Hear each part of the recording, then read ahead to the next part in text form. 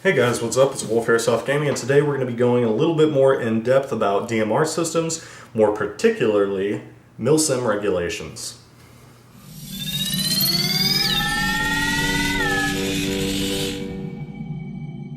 So, you've decided you want to build a DMR. You have no idea what gun you want to use. Maybe you do know what gun you want to use, but maybe you have questions about regulations. Am I going to be able to use my gun at Milsim events? Does it meet all the requirements? Everything like that. So some events, some hosts and companies are very strict. Some others are very loose about when it comes to rules. Chances are, it depends on what kind of event you're going to.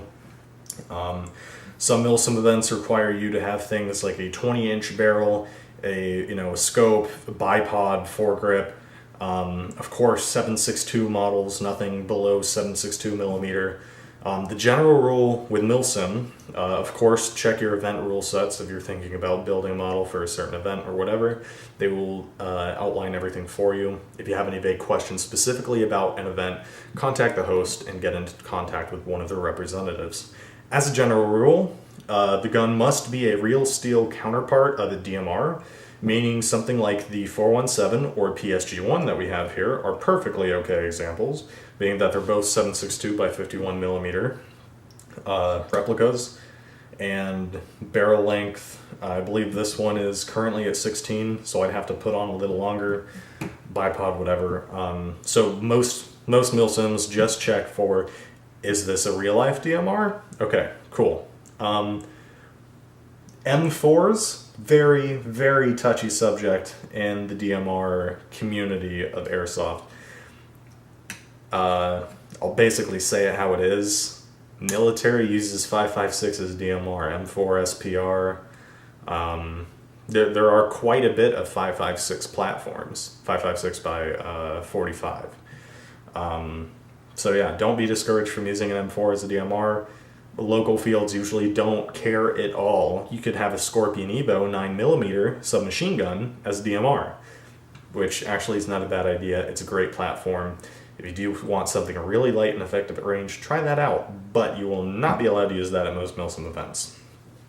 So restrictions typically go to the caliber of the gun and, of course, if it has a scope or not. So, with that, you've decided you want a DMR. You get 50 extra FPS most of the time. 90% of the time, the FPS goes 400 from Rifleman to 450 FPS for DMRs. So you gain 50 FPS. Cool, right? Well, let me list you the downsides. In some Milsim events, like the ones here in Florida, you cannot engage from inside of a building to inside of a building. If you shoot on the first floor, you must break the plane. Of course, it's not all Milsim events. Check your rule set. 50-foot minimum engagement distance. This is pretty much standard for almost all Milsim events. If you do go from Rifleman to Big Boy DMR, you will be getting a minimum engagement distance. That means that you have to carry a sidearm in order to engage targets within that MED. Typically, a customary 50 feet for DMR shooting 450 FPS. I will go back for switching the terms between 450 FPS and 1.88 joules. Same exact thing. To a degree. Joules are extremely important in DMR builds. We'll touch on that later. So yeah, general restrictions for that. If you happen to have a different build, go for it. But then again, Milsim events are going to have those restrictions. If you don't go to Milsim events regularly, and you really want a gun that's not 7.62, or maybe it's the 9mm gun, maybe it's a submachine gun, or some oddball, that's fine too. Milsim events, how often do you go to Milsims? You really have to ask yourself that question before you circle an entire build around that. Of course, it would be nice to have whatever you sink a ton of money into, and time and effort, to be able to use wherever you want, but that's not always the case. It's not always number one priority either. So take that into consideration, and that is just a brief overview of the limitations of DMRs and Milsim events, local fields, and kind of just all the restrictions, qualifications. Another huge thing that I didn't mention, because I've never been checked at a Milsim event for this, but they say it in the rule set almost every single time, even local fields, the DMR must be locked to semi only, no fully automatic DMRs. This is just a common sense rule. 1, for wear and tear, and 2, because you don't want to be a dick, and 3, heavyweight ammo is hella expensive, so you don't want to be wasting that shit. So, is it able to be locked to semi? Well, if you have something like my friend the 417 over here, you'll see you've got 2 red spots, one for pew and one for pew pew pew. Now, how do you disable that? Well, I would go into the settings of my MOSFET and disable it. If you don't have that, you can put a physical blocker so that the gun is incapable of switching to fully automatic fire. You can either add that to your gun. Much more simpler way to do that is to modify the tappet plate on the gearbox to not engage fully automatic.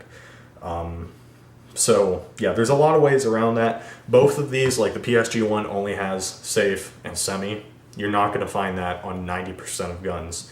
The funny thing, the 417, the G28, which is essentially a sexier model of the 417 in RAL 7000, I believe is the color scheme, comes stock from the factory, Umarex VFC, with semi only. If you do take out this little stopper, though, you're able to go into full auto. So unless you have something like the PSG1, the G28, if you can't tell, I have an affinity for Heckler & Koch, but I can't think of any other ones. The Ares, the WA 2000 clone, that's like the auto, whatever, that's semi-only. But yeah, so that's the last requirement of these. So that wraps it up for the primary restrictions and roles of DMR as far as performance, more specifically FPS and power, and the externals. One of the very few roles where your gun actually has to look the part. I guess it applies for, light machine gun and sniper too. But so that does it for this video. Next video, we're going to be going over HPA or AEG, a critical question that you should determine before going any further in your search for perfection. So stay tuned for that. There'll be a lot of helpful information there. Thank you guys so much for watching. Hopefully you found this video helpful. If you have any questions about DMRs, platforms, whatever, leave them in the comment section below, and I'll answer every single one of you. Thank you guys so much for watching. Hopefully you enjoyed the video, and I'll see you in the next one.